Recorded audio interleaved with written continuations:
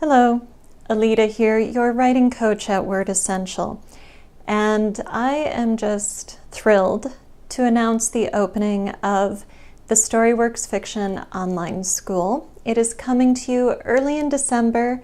I'm launching 2 courses right away, Scary Monsters and Super Creeps, and The Structure of Story. So if you want to be up to date and the first person to get the news when these launch soon, join my email list at wordessential.com. Now today, I've got a 60-second writing tip for you. One of my clients recently wrote to say she's having trouble describing the point of view character. She said, "I think I'm stuck on the idea that the camera is on the character's shoulder. How can I know when I can switch from the point of view character to the narrator? And how do I make that switch smoothly?" Good question.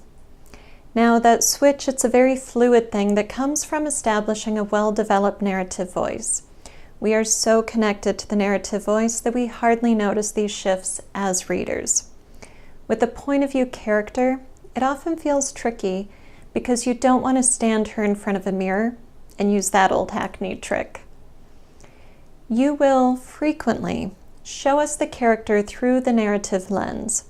We need to see what this character does, as well as hear her speak, access her thoughts and feelings, and sometimes see through her eyes. To do that, to see her acting on the stage of the world you've created on the page, the narrative camera lens needs to be pulled back far enough to include her in the shot, something it can't do if it's perched on her shoulder for the entire book. Now, always remember, your POV character is in a body. She's going to run her fingers through her hair at some point. Is it short or long? She might pluck a hair from her sweatshirt. Dark or fair? Straight or curly? She might hate her nose or some other body part. And since we obsess about what we don't appreciate, she would notice it and think about it. If she bites her nails, she's not into manicures. If she breaks a nail, does she react to the pain or does she run for a nail file? All of these ways you show your character interacting with her body are going to give the reader an image of what she looks like. We can weave a lot of our character's physical appearance into her physical presence as she moves through the world. You can also use other characters.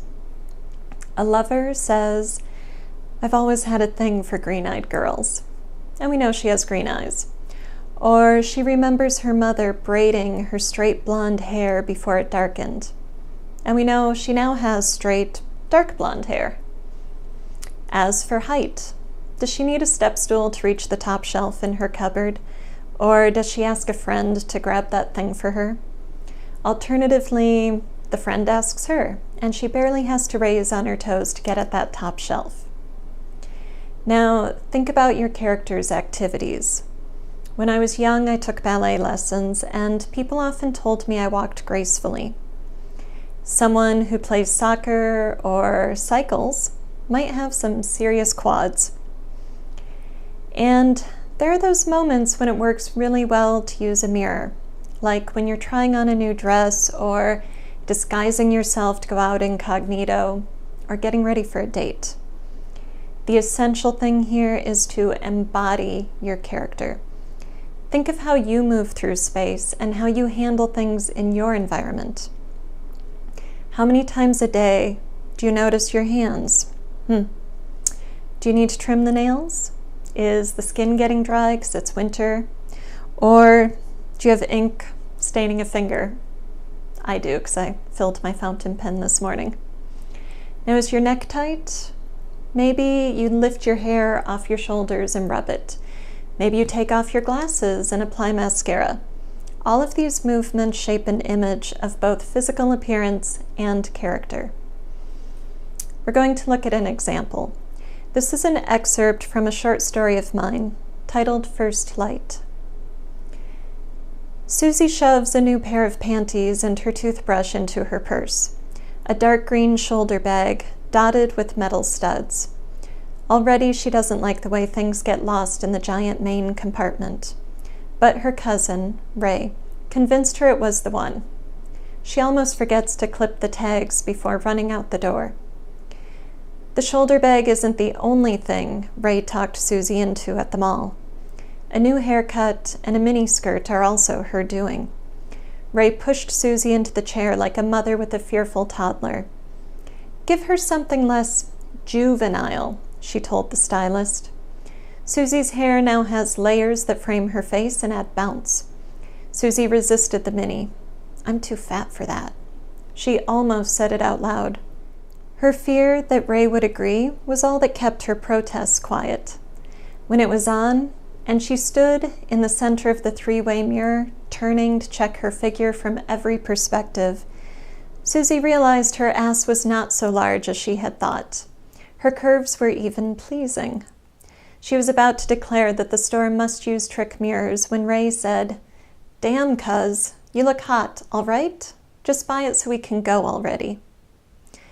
Susie leans forward to peer up through the windshield. The sky is a featureless gray-black, and Susie imagines a tarp being drawn between the earth and the stars. The car speeds along, dipping and rising with the swells of land. Now, this excerpt is all narrative exposition in a close third-person, present-tense point of view.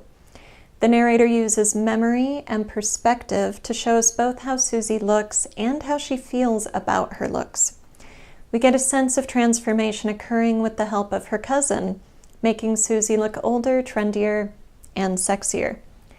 The narrator leaves her memories and returns to the present moment, and in this case, the present tense, by showing Susie looking up through the windshield.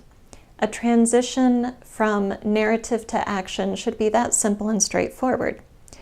As long as it isn't jarring to the reader, it should work.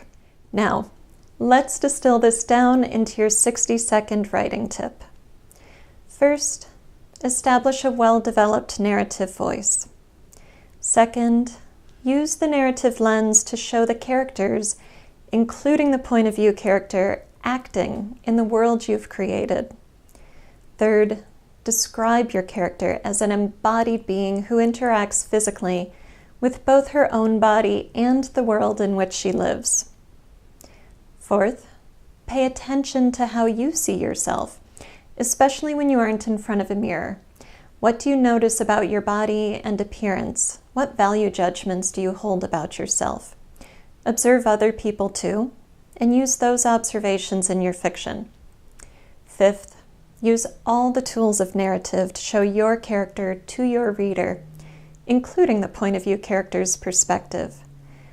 Remember Susie thinking her butt's too big until she sees it in a miniskirt? That shows us her attitude toward her body at a moment when her perspective shifts, and that shift is confirmed by her cousin telling her she looks hot. Now, transition from narrative exposition to action smoothly. Just do it. If it's not awkward or jarring, it should be working for you. And lastly, as a rule, don't put your point of view character in front of a mirror, unless it works to do so. There are times when we all need a mirror. That is your Word Essentials 60-second writing tip. Thank you so much for watching. Have a great writing day.